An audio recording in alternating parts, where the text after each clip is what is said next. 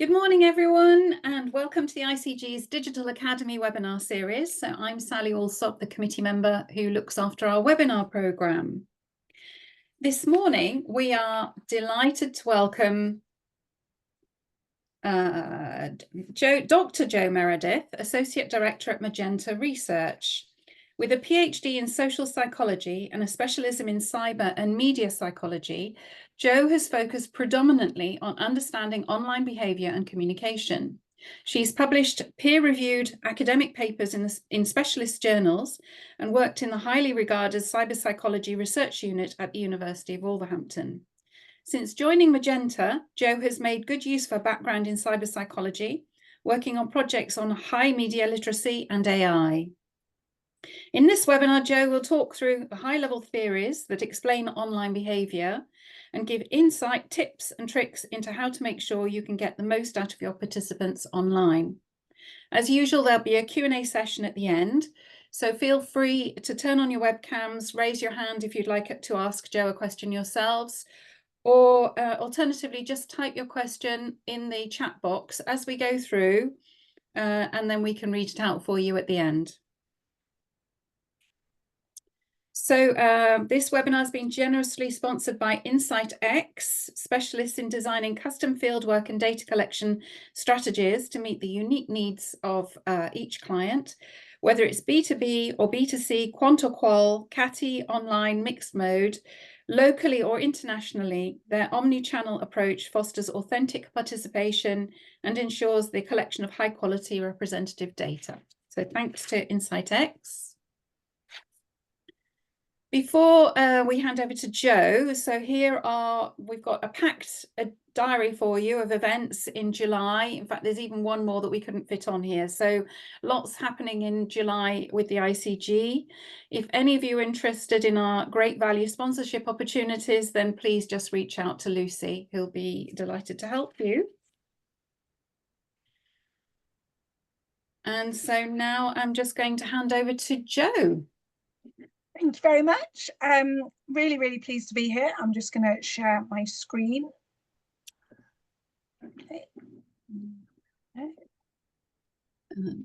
Okay. Is that sharing? Can we all see that? No, not yet. Hang on. Yes, sharing. I can. Okay. Yep.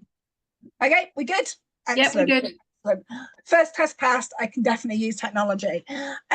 So thank you so much for inviting me. As Sally said, I worked in academia for over 10 years. I spent some time at the University of Salford. And then, as Sally said, I worked at the University of Wolverhampton, which at the time had a really very high regarded cyber psychology research unit. I was really lucky to work with people who literally wrote the book on cyber psychology.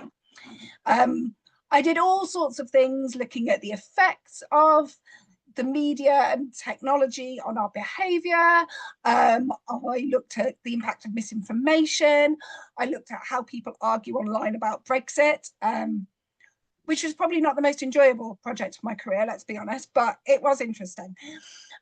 So what I've kind of learned from all of this is the impact or the relevance of cyber psychology.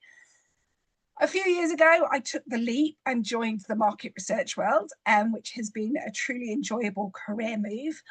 And as I've gone through working in market research with Magenta over the last few years, what I've kind of realized is how relevant cyber psychology can be at all points, how it can just give us more insight into what people are doing online.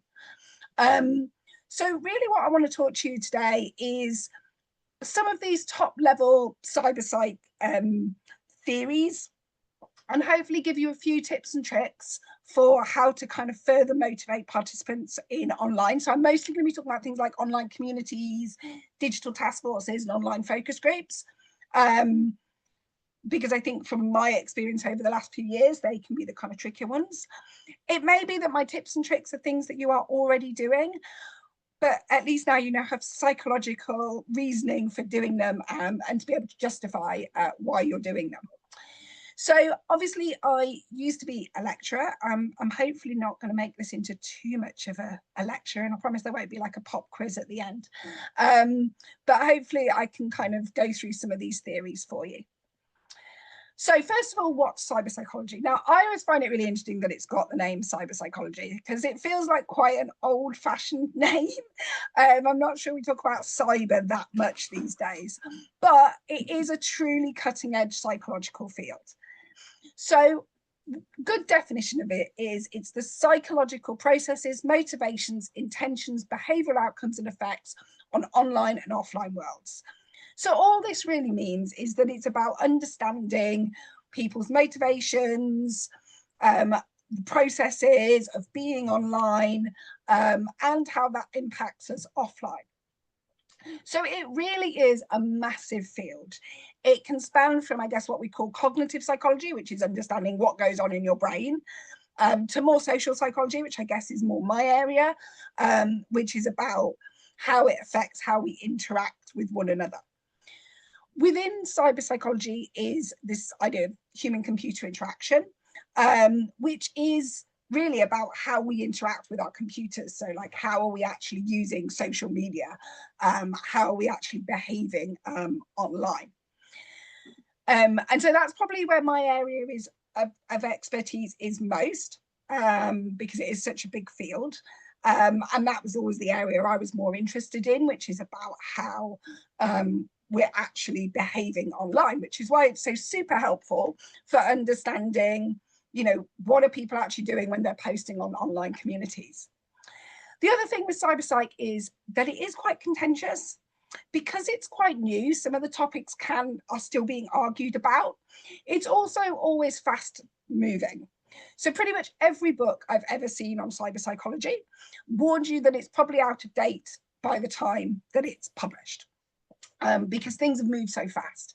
I experienced this myself. I was doing my PhD on Facebook Messenger, which at the time was like a very synchronous thing. You had to be online at the same time to chat. About halfway through my PhD, it changed and they combined it with the more DM system. So it was now asynchronous. And I very much thanked Mark Zuckerberg for that. And so suddenly everything had to change and I had to pivot slightly. It was all fine. I got my PhD, but it shows just, you know, in a few years, things can change really quickly. So like I said, it can also be contentious. The evidence is still kind of building up. I guess probably one of the best examples is screen time. There's a lot of discussion, I'm sure you've all seen it in the media, about screen time. And there's people who are like, smartphone screen time, always negative, we need to do something about it. Others who kind of argue that actually it's an overall net positive. My colleague who's just joined us, actually, Adam, actually wrote a piece for the British Psychological Society right about this, about screen time, and looking at how screen time isn't necessarily, all screen time isn't necessarily equal. So I'm not going to get into the screen time debate because that is a whole other thing that you didn't come here for, but I could. But let's talk instead a little bit about how cyberpsych might help with increasing engagement online. Instead of getting into the weeds of all the different papers and the different arguments, I'm going to go with some top level theories and hopefully just give you a bit of knowledge that might help you when it comes to designing or conducting research online. So the first thing, sorry, let's not move forward. Okay, the first thing is to understand, why do people go online? Now, this is at a very broad level. You might think, well, why is this actually relevant? But it's important to understand, why are people going online more generally? If we know why people are going online, we can try and hone the online experience they have with us to ensure that they have a better online experience. So a good theory here is what's known as the uses and gratifications theory. This has been used across media and cyberpsych. And effectively, it's got lots of different prongs. And I promised this wasn't going to be a cyberpsych lecture, so I'll try not to. But effectively, it's the idea that audiences seek out media to gratify certain needs. They use the media they want to use at the time for that particular need. So for example, if you want to quickly find something out, you're going to go on Google. You wouldn't necessarily go on social media just to find things out, you know, about whatever's going on in the world. Although maybe you might. Depends on what your needs are. And you'll have particular goals when choosing certain media. So you'll have goals, you'll want to achieve something. There will be a particular kind of need. So that's where the kind of gratifications come in. There are other things around kind of social psychological factors, but I'm not going to necessarily go into that because that's a bit more about competing media needs.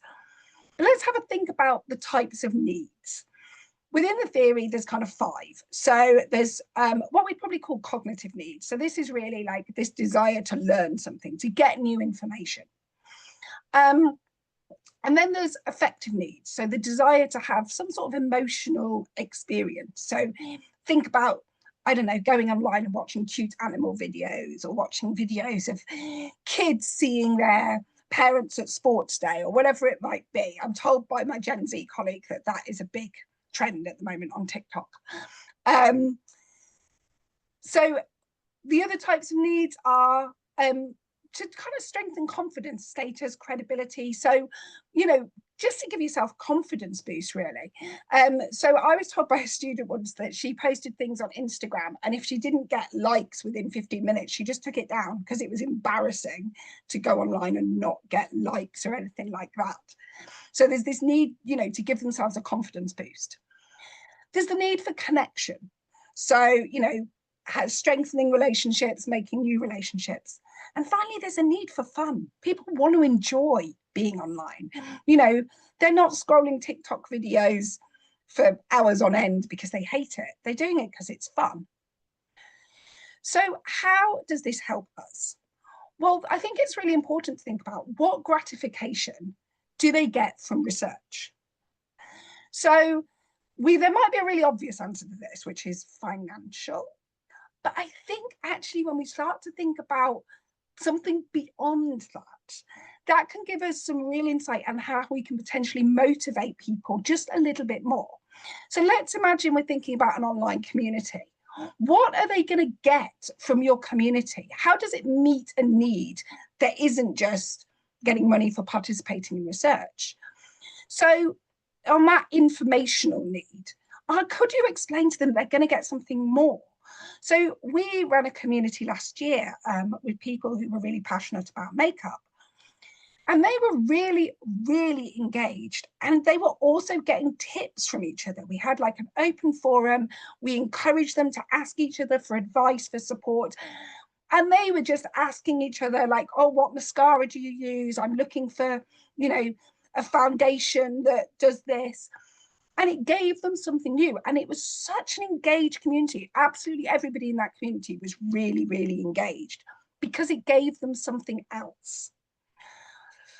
What about affective needs? Can we give them an experience? And this might feel like it's something that's quite difficult, but actually we've done one very recently where we've asked people to reflect on the last 3 years and how their lives have changed. And a lot of people have really valued that. We've actually had people, I don't think I've really had this before, but I've actually had people like emailing me to thank me for allowing them to take part in the research. Because they've just loved it so much. It's given them just a different perspective on their life.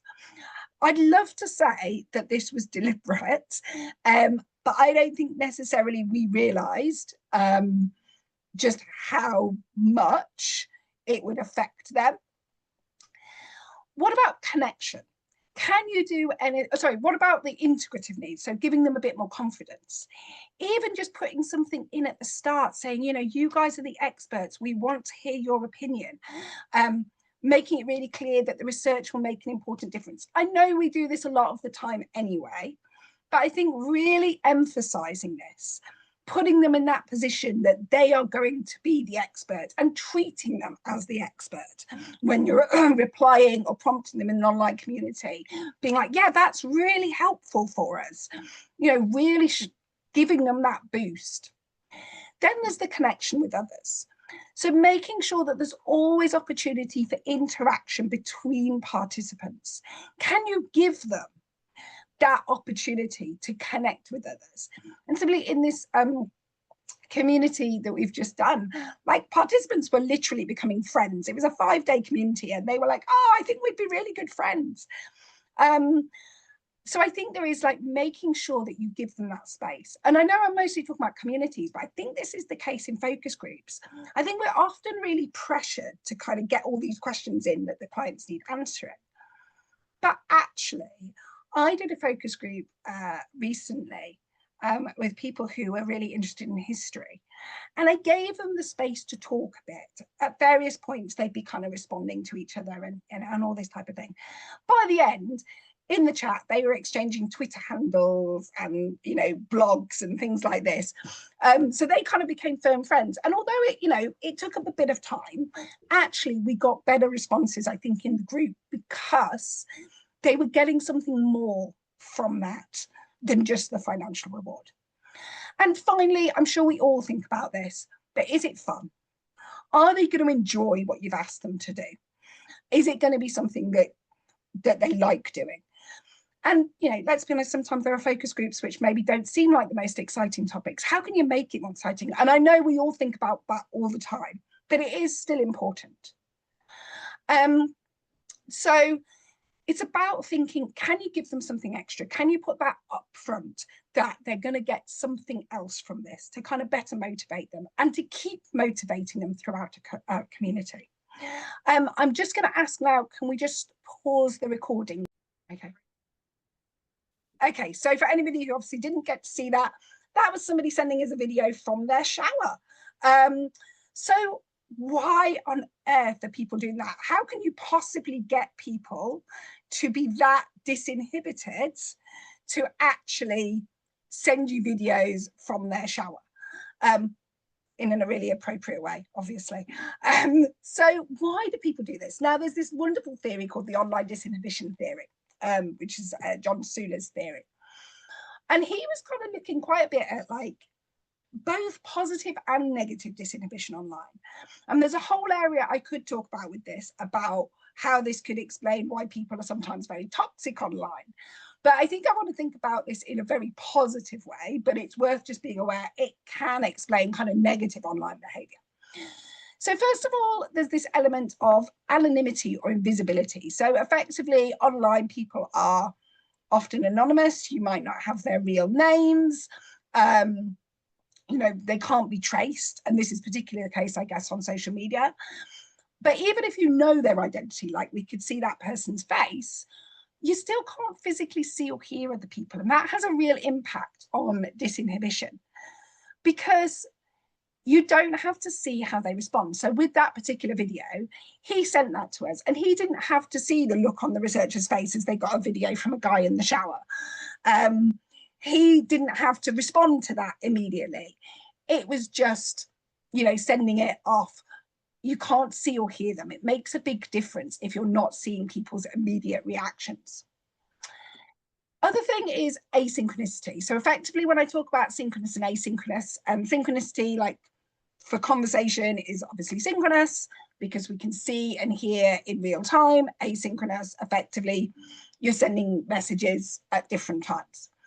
So again, it's not having to cope with people's immediate reactions. It's also having that time to think about, well, what am I sending? Then there's a few things that have very fancy academic names for them, which they probably don't need. But effectively, it's this idea, particularly in an online community, that when we read other people's interactions, we actually start to hear the voices kind of in our heads. So we don't hear it in their voice because we can't. We hear it in our own voice. So it feels like it's a bit of an imaginary world, really. So we're kind of less inhibited because it doesn't feel quite so real. And so we can kind of split that off from, you know, our everyday world. That person who sent us that video, his friends are never going to see that. We're never going to put that out really broadly in public. Obviously, I have just done here, but, you know, it's not recorded or anything like that. So it means that you can kind of keep it separate so it can become less inhibiting. And then finally, people tend to be more equal online for the most part. So offline, there's this kind of sense, a bit more of a sense of authority. Whereas with being online, people tend to see that there's less status or authority. There's a lot more, things are a lot more equal, I guess. Now, that's a lot of different things, and some of them apply to the video I sent, some of them apply to online communities that we do, some of them just apply to like social media. And I weirdly got in an argument with the guy who came up with the theory about this, about whether you needed all of them for disinhibition to occur. I'm pretty sure he proved me wrong. So his argument was, you don't need all of those for disinhibition to occur, but some of them. So how does this help us in terms of thinking about how we do to get people talking? Again, I'm thinking mostly in an online community or a digital task force. So first of all, I want to just go back to the uses and gratifications. If people are doing things for an extrinsic motivation, so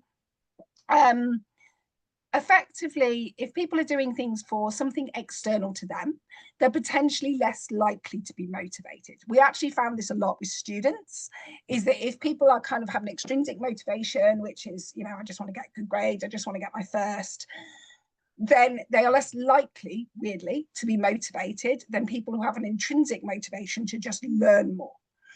So getting people talking is really going back to giving them that intrinsic motivation. Give them a sense that there's a higher purpose to what they're doing. Give them something else as part of the community. Secondly, think about how anonymous and invisible can you make people? If you've got an online community, do they have to use their real names, or could they use pseudonyms?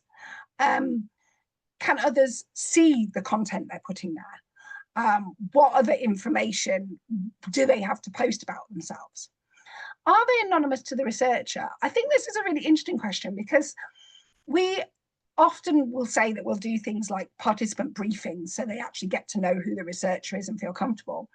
But the recent community that we did, we didn't actually do a participant briefing. And they've been quite disinhibited. We've still engaged with them, obviously, and they can still see our pictures, but there isn't that, that it potentially puts a little bit of a barrier. It makes people feel a little less like, okay, I know this person, I'm sending this message to Joe and Joe's going to see this. It feels a little bit different. So it's a question maybe to ask, do you actually need to do things like participant briefings? Also, do they know if there's going to be a stage where, at the later date, they're going to have to meet with the researcher to do an interview or focus group? Is that going to make them more or less inhibited? So it's kind of thinking about those things. It's not necessarily going to be all the answers, but it's thinking through those things. So the other thing to think about is being disinhibited yourself. That doesn't mean sending your participants videos of yourself in the shower, but, no. But think about, what information are you giving about yourself? Can you give a little bit of information? Can you say who you are? Can you actually start to just minimize that sense of power? Because in the end, whether it's an online community or a focus group, we as researchers have the power. Like, we get to ask them the questions and expect them to tell us about their lives. It is a very asymmetrical interaction. Whereas if you can give a bit of information about yourself, be who you are, minimize that asymmetry effectively. That doesn't mean obviously taking up a whole focus group talking about yourself, but we've definitely found it's been really useful in some of our online communities to actually just say a little bit. So for example, one recently somebody was talking about having a child that didn't sleep, and I am very much in that position. So I said that about myself. And I feel like we got a little bit of a bond going. So again, it might be something you already do, but doing it consciously and being like, okay, in this situation, I need people to feel they can open up to me, to feel less inhibited, to feel that there's less power imbalance. So I've talked a lot about like online communities, but let's have a think about online focus groups. So I want to start by talking a little bit about social identity theory. So effectively, people's sense of self is influenced by group membership. So that doesn't mean necessarily mean like a formal group, but it's who they feel that they identify with. So gender, their nationality, a sports team, and people create kind of a sense of like positive self-esteem based on being a part of that group. So, and that can be anything. You know, social identity is very, very fluid. It can be created in the moment. And it's really possible to prime people to think about themselves as part of a team. There's a really beautiful study that I absolutely love, where they recruited football fans. And they got the football fans to, sorry, they recruited United fans, sorry. And they got the participants to write a little piece about why they loved Manchester United. As they left the experimenting room, effectively, they came across somebody who'd fallen over on the floor, and they were wearing a Liverpool shirt. I should point out this is Manchester United. The study was done up there. And only a very small number, about 10%, actually went to help that person. What they then did was to get them to write a letter, to get a different group of people to write a letter about why they love being a football fan. Did the same thing, person in Liverpool shirt, they're still United fans, far more, like 40%, went to help them. So actually, as soon as you prime people to be part of a group, you get that affinity. And you could see that work in practice in New Zealand during COVID. So Jacinda Ardern talked a lot about the team of 5 million and that they all needed to work together as New Zealanders. So what you can see is that you can create this feeling of group membership. So this is a key point, building that sense of social identity.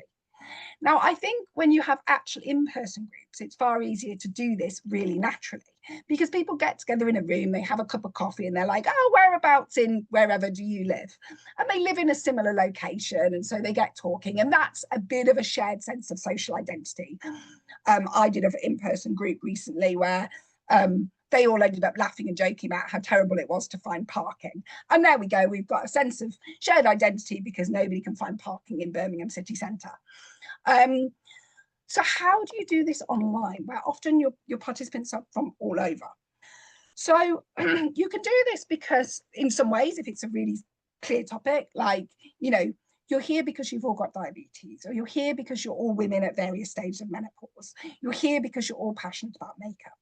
Make it clear that they have something in common, that they're, you know, being shared, but also give them that time to really try to get to know each other. Now, I know this is really tricky because, again, you're trying really hard to get everything in that you need to in a focus group, but giving people time to make those shared connections. As I was saying, I did this in this family history group where people were talking loads with each other about various things, and it just built that group cohesion. And that's kind of what you want. So those icebreakers that maybe get a little bit squeezed, they do really matter, particularly online. It's trying to build that connection. And the other thing, obviously, is if you're getting people to join groups early, my habit has always been, I have to say, it's like, oh, just go make yourself a cup of coffee. But try to use that time before the group starts to really chat to people, to maybe get some shared identity with them yourself. Maybe it's just me who doesn't do that, but it's a really good thing to try and do, to really get people to have that shared identity.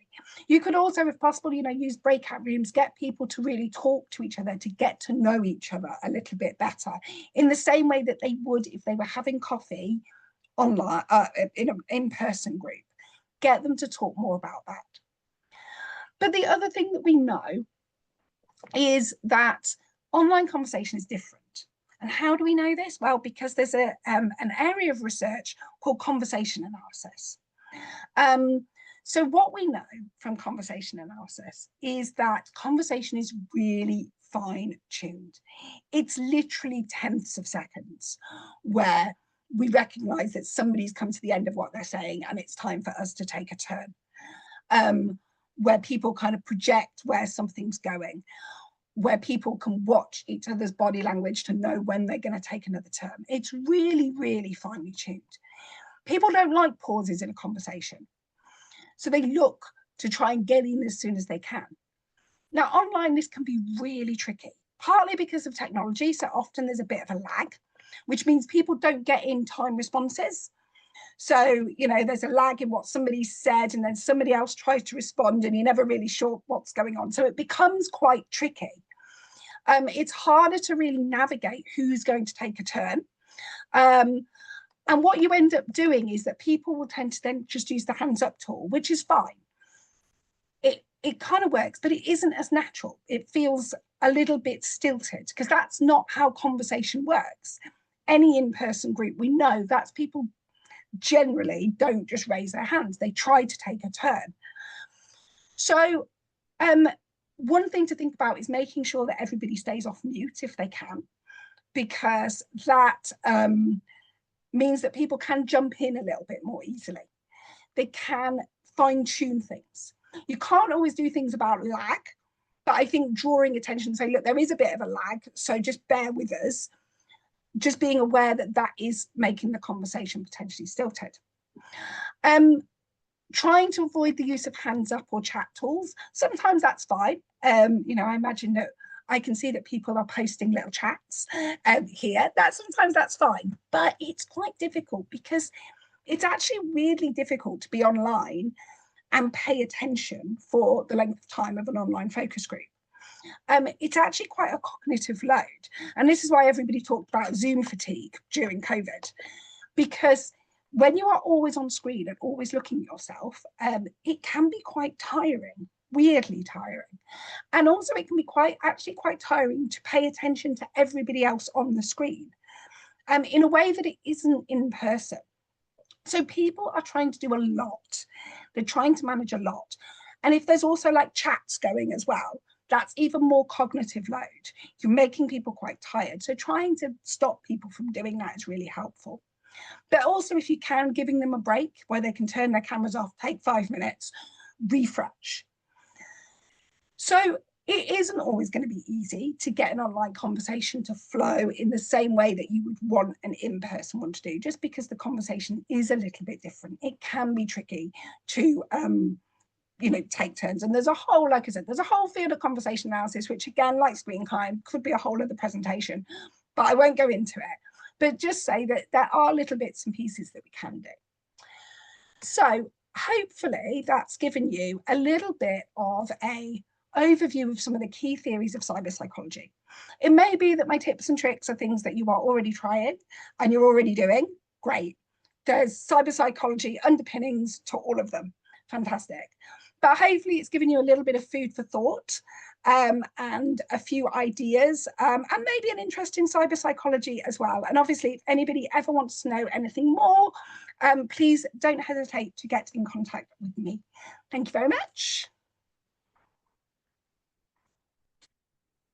That was fascinating. Thank you, Jo. Yeah, I must admit, some of those things that you suggested seem to be a little bit counterintuitive. You know, there's certainly, I have this desire to be a little bit more in control and just allowing everybody to be off mute and sort of butt in whenever they want to. But fascinating and interesting to hear that there are theories behind it too. Does anybody have any questions that they'd like to ask Jo? There are lots of comments in the let me have a look. Oh, what does Dawn say? I understand the focus group aspect of building a team and shared identity, but I don't want them to all agree with each other and offer the same opinion. Yes. So is there a danger if people are very chatty and bonding at the beginning that you actually end up having people with similar opinions coming through? Yeah, I agree. I think I don't necessarily think that is a risk. I think it's on trying to give them a sense that they're all here for the same reason, I guess. Not necessarily that they're all going to agree with each other. So it isn't about being like, oh, you know, you're all here because you all love X brand of makeup. That's not going to work. But it might be, oh, you all like makeup. So it's kind of at a broader level. And with social identity, you can prime it at different levels. So as I gave in the example, you can prime it at football team, or you can prime it at, you know, specific football team. So it's that kind of thing. But I do understand that, you know, you don't want them to all agree with each other and all give the same opinion. But I think it's kind of just trying to think about how you can give them that sense at the beginning that there is something that unites them. Does that answer your question, Amy, or did you want to probe any more? No, happy with that. Okay, let's move on.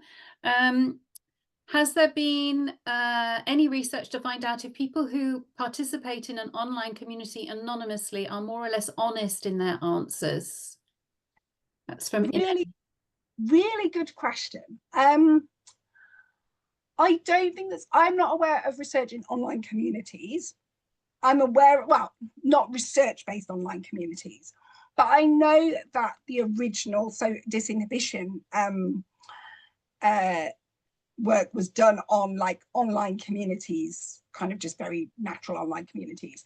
And yet there was definitely a lot of evidence that being anonymous, or at least being able to use a pseudonym, made people more likely to positively disclose information. Having said that, it also potentially made people more likely to be a bit more toxic, but that's potentially something that's not an issue in research, hopefully.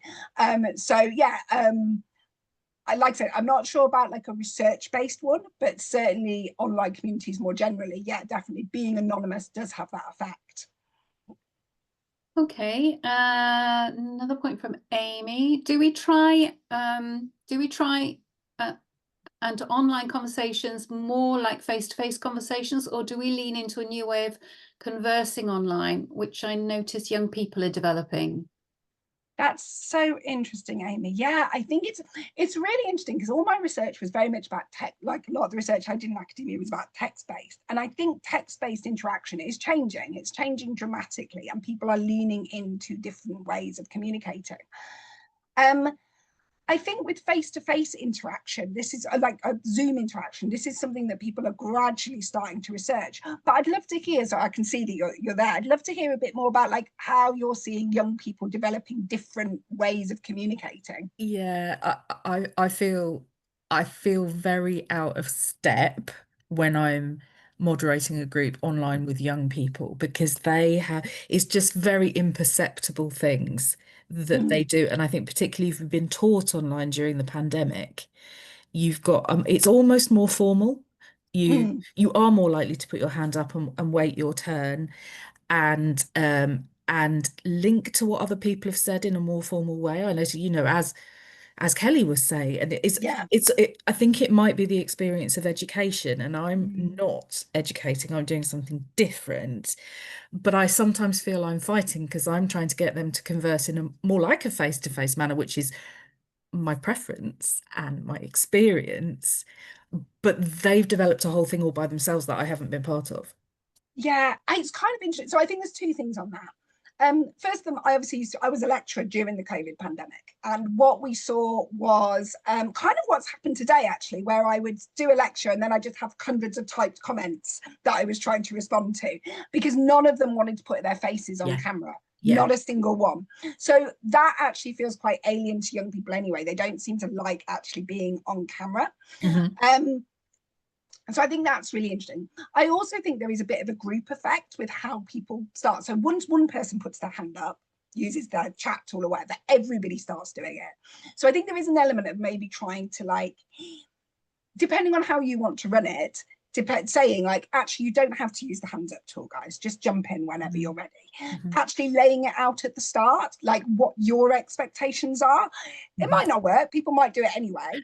But I think there is an element of what can you say at the beginning that gives them that sense of this is how you're expecting it to be running. Thank you. Yeah. Does that help? Let's try that theory. So, Ine, do you want to come on screen and ask your question yourself, or it'd be great to have a few more faces? Yeah, hi, Ine. I'd love to pretend that I'm Gen Z. But unfortunately, I'll have to turn on my camera. Yes, what was my next question about? I need to read it. Sometimes halfway through an online group, etc. Yes, of course. You know, my online groups, I do try to be interactive and stuff. And actually, I've taught myself to ask to give people the turn, and then if I've given, you know, two or three out of 5 the turn, then I'll say, does anybody disagree with this, or is there a point that hasn't been made yet? And then I move on to the next question. I don't let them answer, because indeed often I'm tight for time, and so on and so forth. But then sometimes still you see people kind of drifting off. So is there a gratification, something I can learn from your gratification theory that I could apply in that moment? Yeah, so I think it's potential. Well, it depends why they're drifting out of it. I actually had somebody fall asleep halfway through one of my groups, which I was a bit like, okay, I didn't think it was that boring. But so one thing could be just to try and be like, oh, you know, whoever it is, you know what, your contributions have been so helpful so far. I'm just wondering if you've got something else to say. Like, I feel like what you're giving me is really useful. Just try and give them like maybe that boost to be like, yeah, actually, they're really valuable. It could also just be that you then, you know, you pivot to a different activity quickly. Could you do something that's a little bit more fun that gets them to get engaged? I use a lot of like emojis, like, can you give me like a quick emoji response, just to get them to, you know, feel like it's a bit more fun, there's a bit more something going on, and it's that cognitive load as well. So, you know, trying to give them something slightly different, because if they've been concentrating on lots of people on the screen, then actually it might be easier for them if they can just do a quick, you know, something slightly different. Yeah. So maybe something like that. Does that help? Yeah, sure. Thanks very much. Graham, do you want to bring your point in, which sounds quite interesting? Are you there? No? So sorry, which point were you thinking of, Sally? Yeah, so I actively encourage disagreement. Yeah, no, I mean, I think what you said about prepping people and sort of kind of framing the discussion and setting it all up and getting people what your expectations are at the start is very, very important. I also get that thing about actually sort of, you know, sharing your own, you know, similarities and vulnerabilities and that kind of stuff, you know. You talk to people with kids. I've got 4, so there's usually some commonality that you can find. Yeah, exactly. I think it's also, yeah, sorry, I was going to say it's also obviously there's a line. You don't want to be like, oh, I really love this product, you know, like 100%. But what I always very actively at the start saying, you know, there's no prizes for agreeing here. You know, I want to actively encourage you to express a different point of view, because it's really important that I get the complete picture if I'm actually going to be able to give good advice to the people who've asked me to do this research. So what I'm doing is because I do think there is that there can very easily be that tendency towards consensus, you know, and just not wanting to rock the boat, perhaps even more online than there is in person. So I think for me, it's important to encourage disagreement. And you know, legitimize and authorize that right from the get-go. Yeah, I mean, there's a lot of psychological research, very old psychological research now, that people will tend towards agreement. So there's things like when you get people to pick straws, and they'll go, oh, you know, that person's, you know, who's got the shortest straw, and most people in the group will say the wrong thing. They'll be Confederates. The people who aren't the Confederates will immediately be like, oh, we must be wrong, so we'll go towards them. So there is actually this psychological thing of, yeah, people do try to go towards consensus a lot of the time. But actually, yeah, trying to say, no, we do want disagreement, and you can disagree with each other, and setting that up and making it okay to disagree, I think is really important. And actually, we see it all the time, like online, in online spaces generally, people disagree a lot, you know, like it's not, and that's that kind of toxic disinhibition or negative disinhibition, I think, that comes through there. Sorry, I'm rambling now. I'll let somebody else ask a question. So the next question is from Rebecca. I don't know if you want to ask this yourself, Rebecca, or if not, I can read it out for you. Do you want to come online? No, I'm very happy to ask. Really fascinating. Thank you so much, Jo.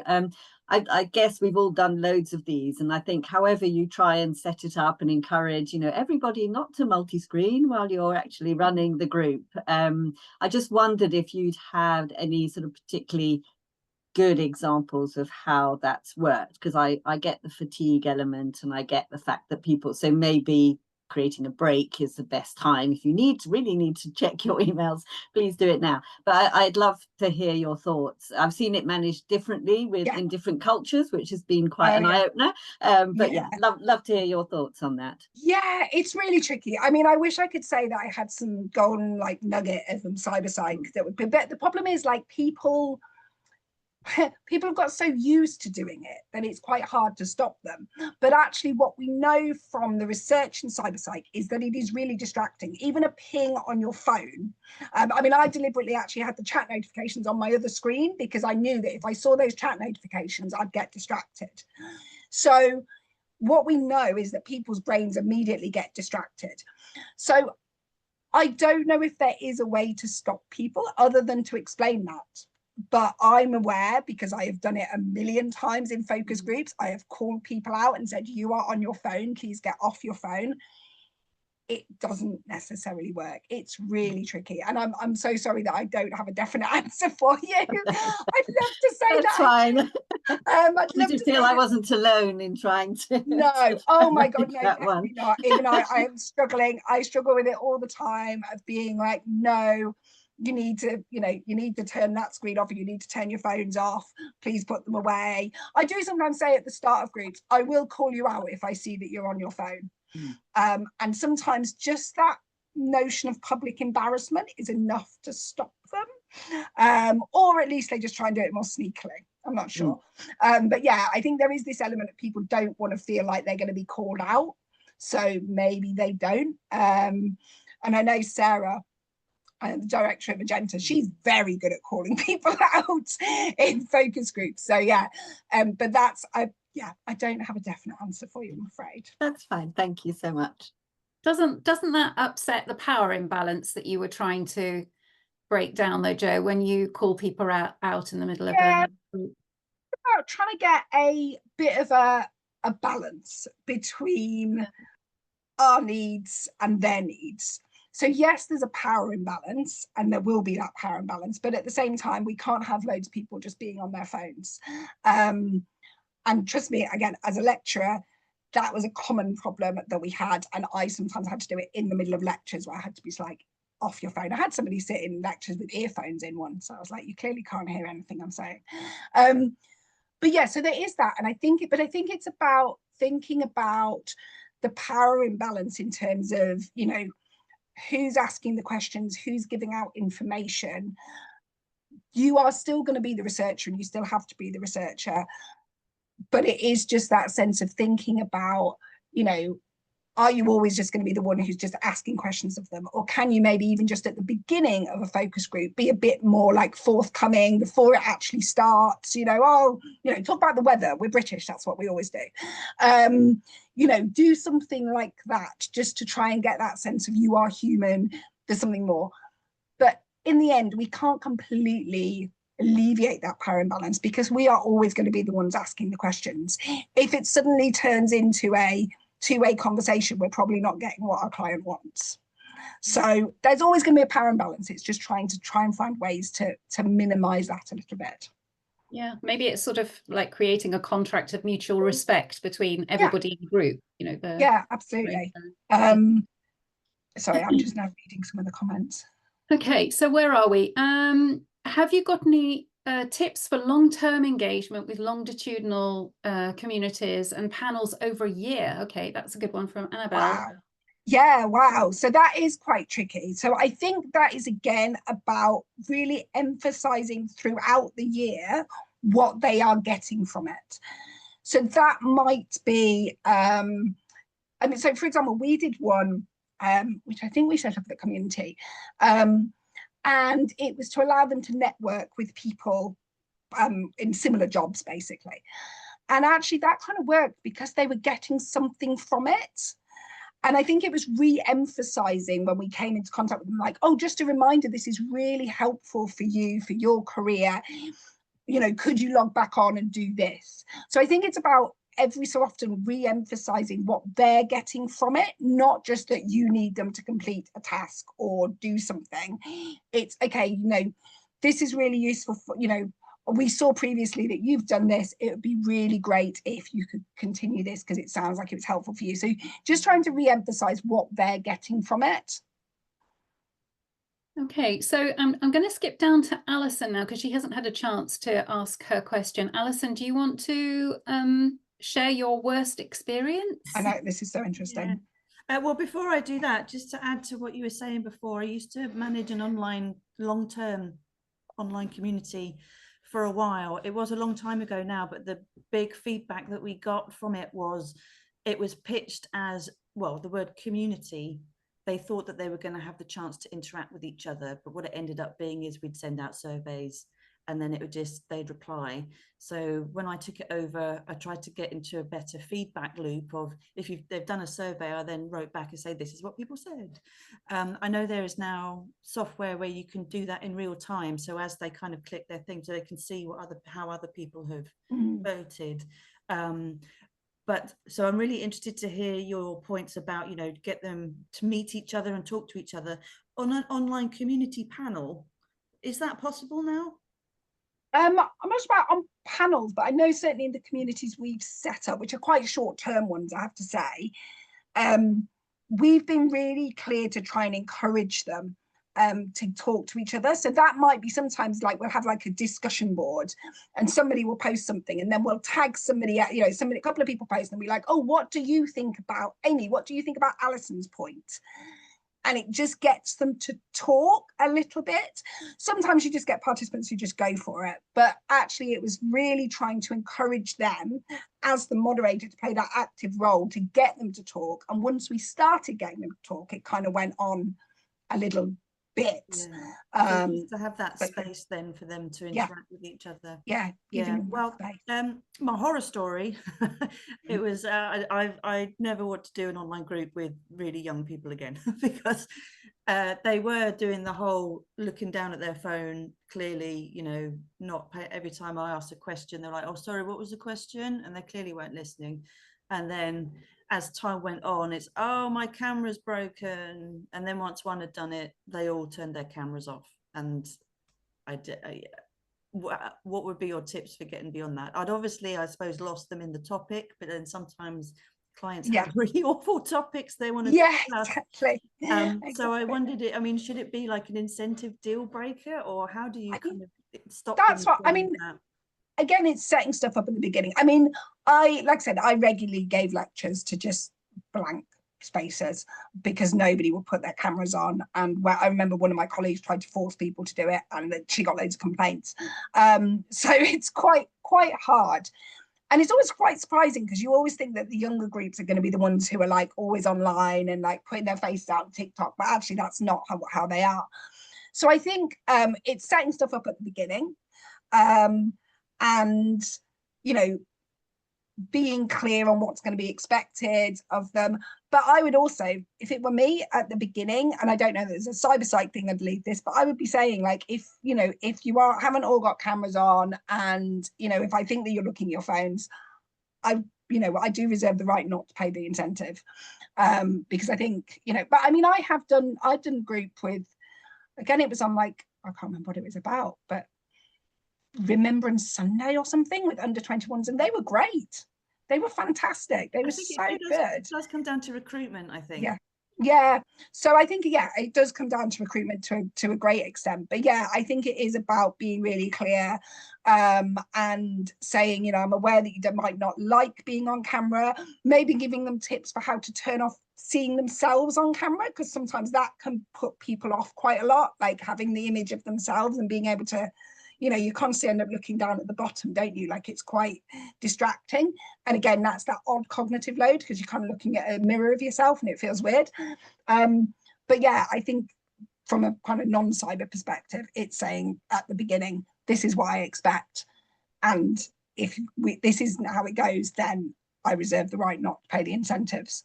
And see how it goes. But yeah, I completely, and I feel really sorry for you. It's not fun, is it? Yeah, it was I got the impression that it was so they could just drift back to their phones and not really pay attention. And I wouldn't know. Yeah. How did you deal with client disappointment for that one, Alison? Did you have any issues with the clients as a consequence? I don't remember any big fallout other than it was just a bit of a learning of having too many people in the group. I think was also a bit of a problem. I say 6 in my comment, but now it might have been more.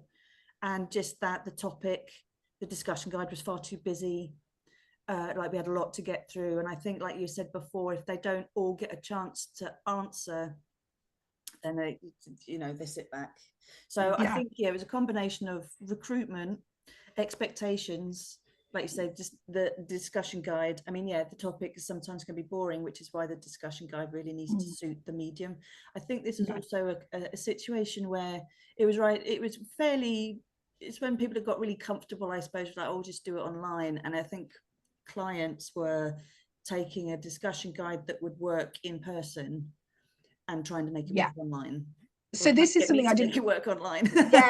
This is something obviously is not necessarily not too cyber, but actually is something that I've started looking at quite a bit from that cyber perspective, is like, okay, is this actually going to work online? Is it going to make sense online? And obviously, doing groups in person is very, very different from doing groups online. It feels very, very different. So actually the guide does need to look different. It does need to do different things, ask different questions.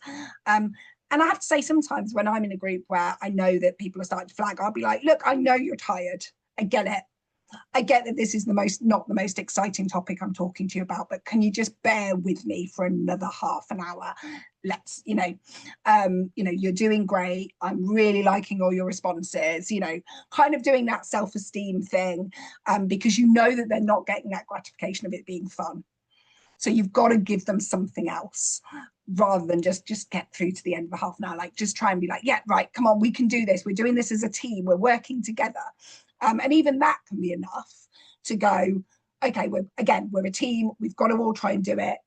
Let's push through. So yeah, it can be quite tricky though. So we've just got a couple of minutes left. Amy, I don't know if, sorry, Rebecca, I think, were there a couple of questions that we didn't address for you? Sorry, just really quickly, because obviously we're trying to do more of these communities with both kids and also with older people, or mature people, and just wondered whether you'd had much experience at sort of both ends of the sort of age spectrum on how best to engage them online through the cyber psychology side of things. Yeah, so from the cyber psychology, I mean, in terms of kids, obviously we know a lot about their attention span from psychology, and obviously this isn't something I've talked about today, but as I said, cyber psychology is everything. So we know a lot about their attention span, and I'm going to say that the evidence is a bit mixed because it's a contentious issue, but we feel like their attention spans are getting shorter because content's getting shorter, attention spans are getting shorter. That's the problem with multitasking, all this type of thing. So effectively, this is about how short can you make things? So can you have lots and lots of short little tasks that they have to do? And that it's not just going to be sitting talking. Obviously, it's got to be like videos. It's got to be loads of stimulus to keep them entertained. We've got to think, TV, as I said, I've got a 3.5-year-old. TV programs are maximum 5 minutes for him, right? So kids maybe a bit older can maybe manage a 5-minute thing, and then it's got to be the next thing, and then it's got to be the next thing. So it really is about how quick can we make this? How can we move to another task that's quite different, that's going to re-engage their attention effectively? And I think that's probably the same with an online community. For somebody like, Gen Alpha, trying to come up with things that are quite short, quite easy to do, and that make use of the skills they already have. So we know that, and I can see you've made the comment about using voice recordings. That's been working really well for us as well recently with like digital tasks, because again, that's that online disinhibition. So I hope that answers your question, but I'm more than happy to chat about it further off this webinar. That would be great. Yeah, thank you so much. That's brilliant. Thank you so much, Joe. I'm afraid, everybody, we've run out of time now. So thank you very much, Joe, for answering so many questions and for your presentation initially. Lots of very interesting points raised there, and tips and tricks for us to go away and use. Thank you, everybody, for joining today. Do come back and attend one of our future webinars. As I said, there's lots going on. Oh, Danny wanted to say something. I think you've raised your hand. Danny, did you just want to make a last comment before we switch down, close down? Oh, just clapping. Oh, is he clapping? Okay. Thank you. All right, that's brilliant. Have a great afternoon, Thank everyone. you. Bye. Bye. Bye-bye. Bye.